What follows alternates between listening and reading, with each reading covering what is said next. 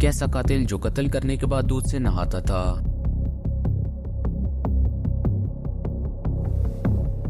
दोस्तों, बांग्लादेश का सबसे बड़ा सीरियल किलर इरशाद सेक्टर। इरशाद एक पुअर फैमिली से बिलोंग करता था, इसीलिए इरशाद रेलवे स्टेशन में कोई छोटी सी जॉब किया करता, लेकिन सैलरी बहुत कम थी, जिसकी वजह से इरशाद ने अपना गैंग बनाने का सोचा। इसी गैंग में एक लड़का जिसका नाम नूर था, वो इरशाद का करीबी दोस्त बन चुका था। पहले ये गैंग छोटी मोटी चोरी वगैरह किया करता, लेकिन अब ये गैंग बड़े क्राइम की तरफ जाने लगा। अब इन लोगों के पास बहुत पैसा आ चुका था। खुल्ला शहर का एक इलाका जो घाट के नाम से मशहूर है, इस इलाके में मछलियों का बहुत बड़ा कारोबार होता था। इरशाद ने अब घाट पे कब्जा करना शुरू कर दिया। दोस्तों, अब इस घाट पे इरशाद अपनी मनमानी किया करता और कई लोगों को इसने कत्ल कर दिया।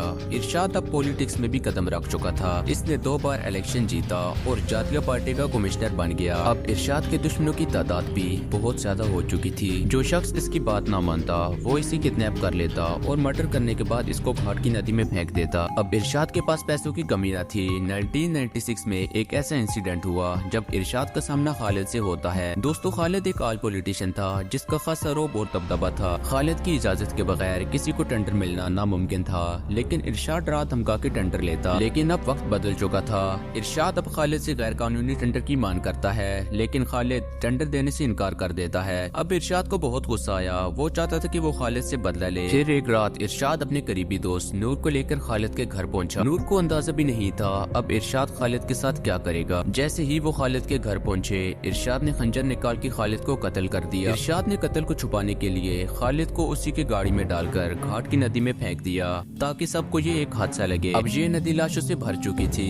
दोस्तों, जुर्म को चाहे कितना ही छुपाया जाए, लेकिन एक न एक दिन वो सामने आ ही जाता है। ऐसा ही इरशाद के साथ हुआ। कुछ टाइम बाद खालिद की लाश गाड़ी समेत पुलिस ने बरामद कर ली। खालिद पब्लिक का पसंदीदा लीडर था। अब लोगों को यकीन होने लगा इस कत्ल में इरशाद का हाथ है। अब वक्त गुजरने के साथ इरशाद की पॉलिटिकल की ताकत भी खत्म हो चुकी थी।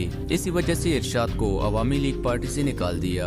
इसी दौरान नूर ने एक बड़े पॉलिटिशियन से राब्ता किया और इरशाद का पोल खोल दिया कि मेरे सामने इरशाद ने खालिद को कत्ल किया और इसने कई और लोगों का भी मर्डर किया है। इस बात का अब नूर गवाह बन चुका था। खालिद के कत्ल होने के 5 महीने बाद पुलिस ने इरशाद को अरेस्ट कर लिया। न जाने इरशाद ने कितने लोगों को मारा और इनकी लाशें नदी में डाल दी। दोस्तों, नूर ने यह भी बताया कि इरशाद कत्ल करने के बाद दूध से नहाता था ताकि उससे खून की बू न आ सके। इस जालिम शख्स को अदालत ने सजाए मौत सुना दी। 10 मई 2004 को इरशाद को फांसी दे दी गई।